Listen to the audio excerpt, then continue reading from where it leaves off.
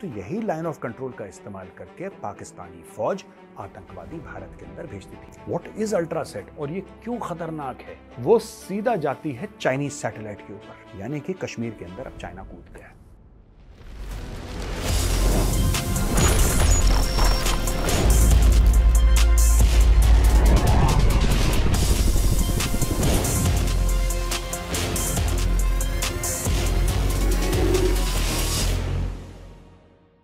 जय हिंद दोस्तों, मैं हूं मेजर गौरवारी और आप देख रहे हैं तो चाणक्य डायलॉग्स।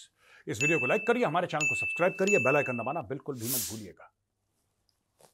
दोस्तों, एक बड़ी विचित्र सी बात हो रही है लाइन ऑफ कंट्रोल के आसपास, और काफी दिनों से हमने इसके ऊपर चर्चा भी नहीं करी। इसलिए मैं चाहता हूं कि मैं आपसे बात करूं और एक आने वाले खतरे के बारे में आपको आगाह भी करूं।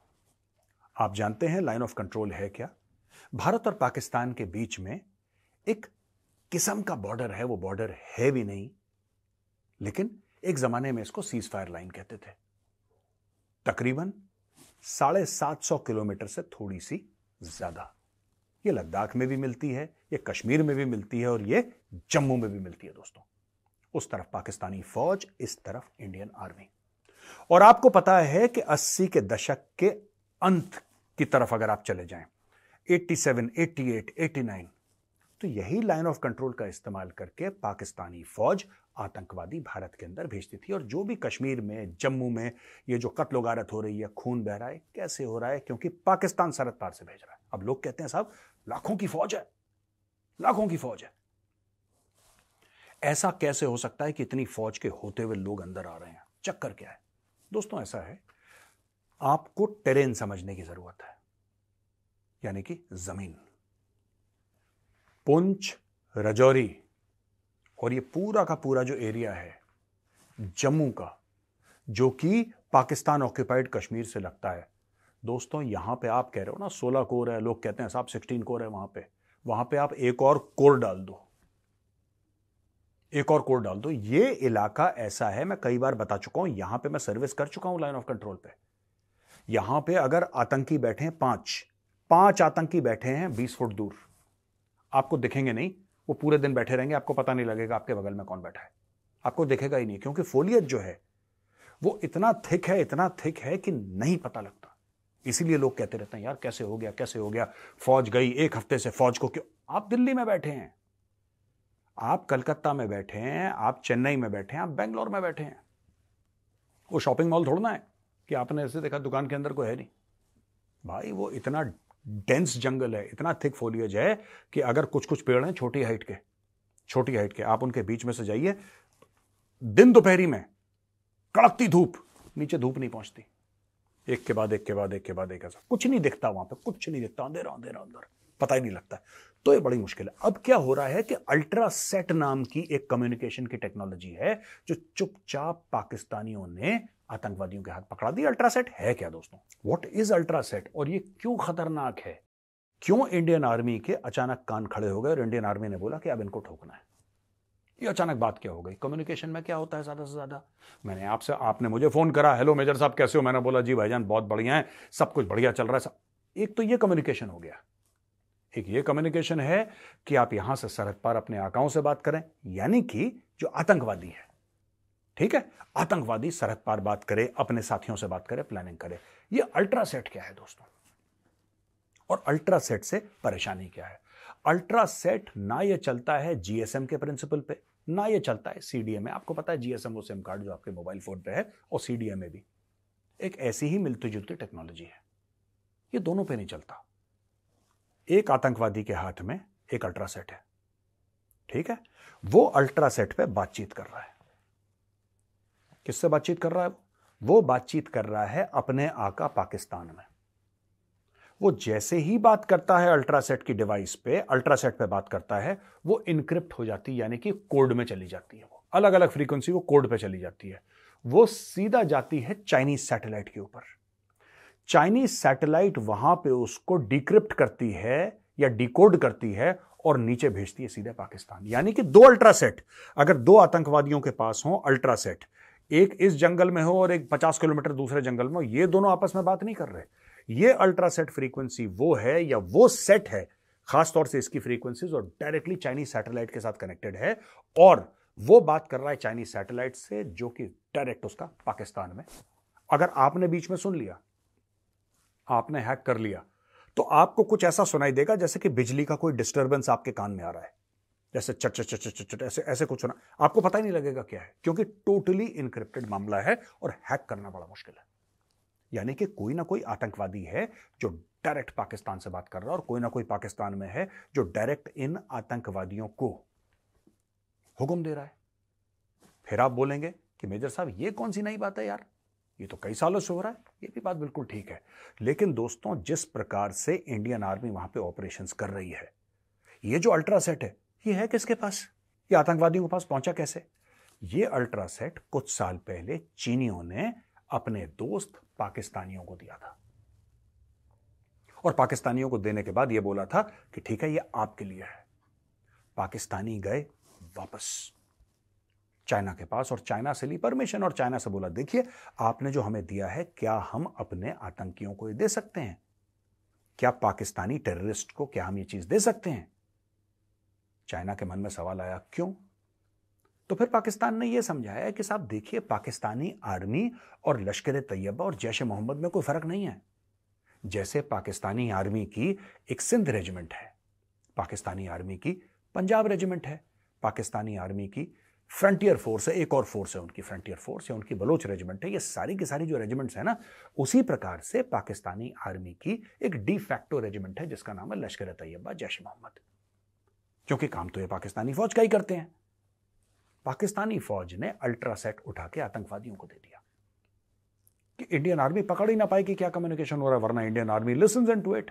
इंडियन आर्मी को फट से पता लग जाता है, इंडियन आर्मी हैक कर लेती है, इंडियन आर्मी टैपिंग कर लेती है, उनको पता लग जाता है। लेकिन अब चाइना ने ऐसी टेक्नोलॉजी दे दी है जो कि आतंकवादियों के पास है, यानी कि लश्कर तैयबा और जैश ए मोहम्मद का एक आतंकवादी है, आप ध्यान से सुनिएगा जो मैं आपको समझा रहा हूं, लश्कर तैयबा और जैश ए मोहम्मद का आतंकवादी है जिसकी डायरेक्ट टच एक चाइनीज सैटेलाइट से है। यानी कि कश्मीर के अंदर अब चाइना कूद गया। चाइना लाख मना कर ले यार, लाख मना कर ले चाइना के नहीं हमारा कोई लेना देना नहीं है, ये तो पाकिस्तान और आपके बीच की बात है, ये तो नॉन स्टेट एक्टर है चाइना से। लेकिन चाइना जानबूझ के ऐसे हथियार, ऐसे सिस्टम सप्लाई कर रहा है पाकिस्तान को जिससे कि कश्मीर में कलेश हो रहा है। मैं आपको और एग्जांपल दूंगा, लेकिन पहले मैं आपको बता दूं कि चाइना ऐसा कर क्यों रहा है। दोस्तों हर चीज के पीछे क्यों होता है ना, मैं कोई काम कर रहा हूं उसके पीछे क्यों है, मैं क्यों कर रहा हूं, चाइना क्यों कर रहा है यह भी समझ लीजिए।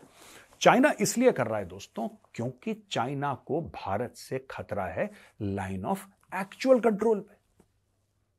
और लाइन ऑफ एक्चुअल कंट्रोल कहां मिलती है? लाइन ऑफ एक्चुअल कंट्रोल आपको अरुणाचल में मिलेगी, आपको उत्तराखंड में मिलेगी। लाइन ऑफ एक्चुअल कंट्रोल आपको हिमाचल प्रदेश में, सिक्किम में, लद्दाख में, इन सारे एरियाज में लाइन ऑफ एक्चुअल कंट्रोल मिलेगी, जो कि तकरीबन 3,500 किलोमीटर से ज्यादा लंबी है। ये वो लाइन है जिसको भारत कई दशकों से कह रहा है चीन से कि भाई तुम बैठो हम बैठते हैं, लेन देन करके खत्म करते हैं, एक सीधी लाइन बनाते हैं जो आप भी कबूल करो हम भी कबूल करते हैं। यूनाइटेड नेशंस को बोलते हैं कि जी हमारा ये मसला खत्म हो गया, अब ये इंटरनेशनल बॉर्डर हो गया। चाइना मना कर रहा है, चाइना मना कर रहा है। चाइना इसलिए मना कर रहा है क्योंकि चाइना की जो नजर है वो भारत की जमीन पर है।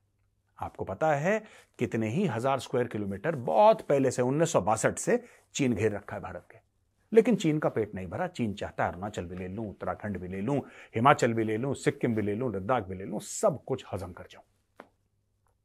यही काम करने के लिए चाइना आया था गलवान, और जब गलवान में हुई झड़प दोस्तों, तो वहां पे हमारे 20 भाई तो वीरगति को प्राप्त हुए, लेकिन चाइनीज ने झूठ बोला कि यार हमारी कोई कैजुअलिटी। फिर चुपचाप 1-1.5 साल के बाद चाइना ने बोला कि हाँ 4-5-6 हमारे भी निपट गए। सच्ची बात तो यह है कि दर्जनों के हिसाब से चाइनीज मारे गए थे, लेकिन चाइना को एक बहुत इंपॉर्टेंट सबक मिला उस दिन कि अगर आप इंडियन आर्मी को छेड़ोगे तो यह फौज आपको छोड़ेगी नहीं। यहां पे ईंट का जवाब पत्थर नहीं है, यहां पे ईंट का जवाब पहाड़ है।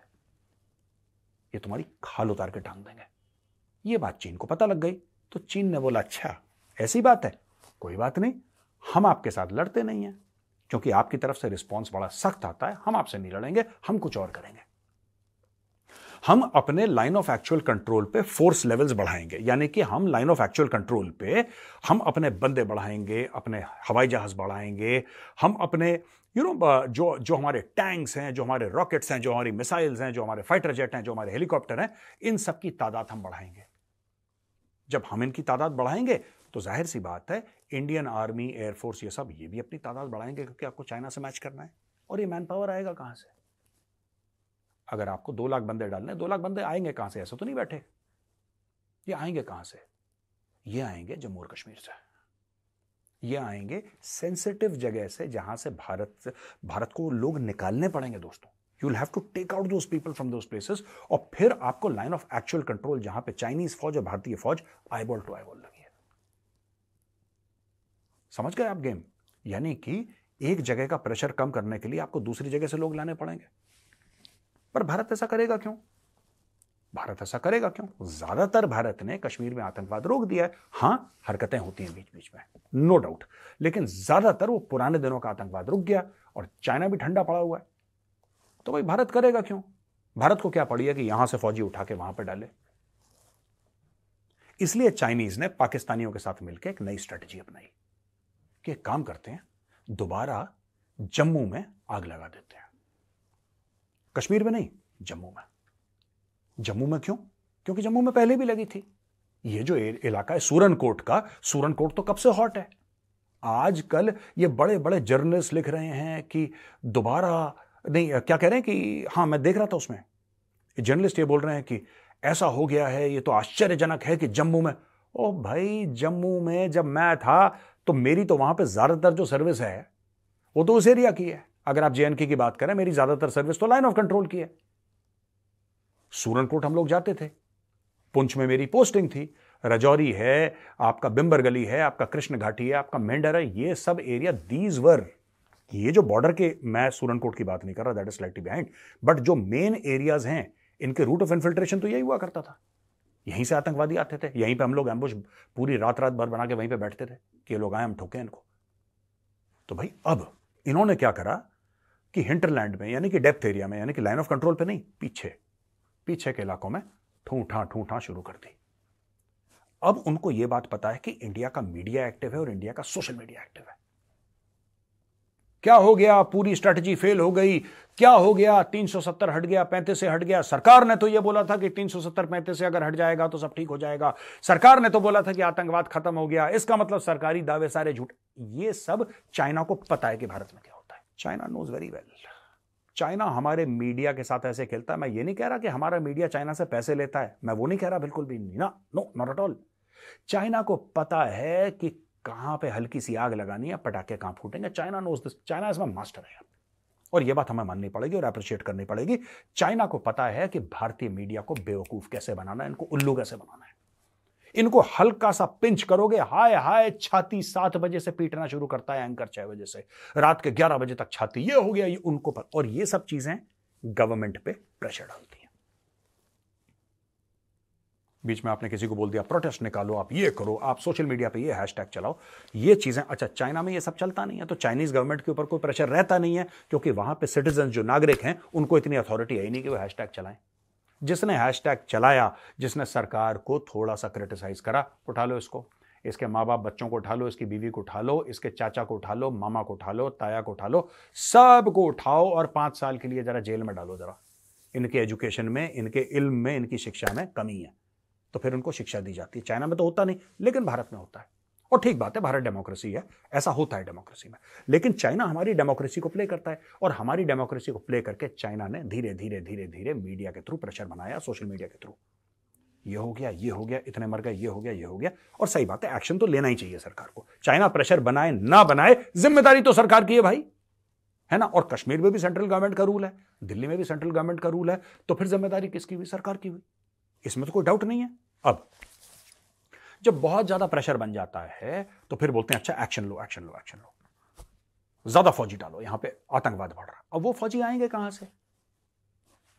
अब आपको याद है जो मैंने पहले बात बोली थी 4-5 मिनट पहले, जो चाइना के बॉर्डर पे फौजी हैं वो कहां से गए? कश्मीर से गए। ज्यादातर कुछ यूनिफॉर्म फोर्स वाले चले गए, कोई ये चला गया, कोई आरआर की यूनिट ये चले गई, ये चले गए, ये सब चले गए लाइन ऑफ एक्चुअल कंट्रोल पे।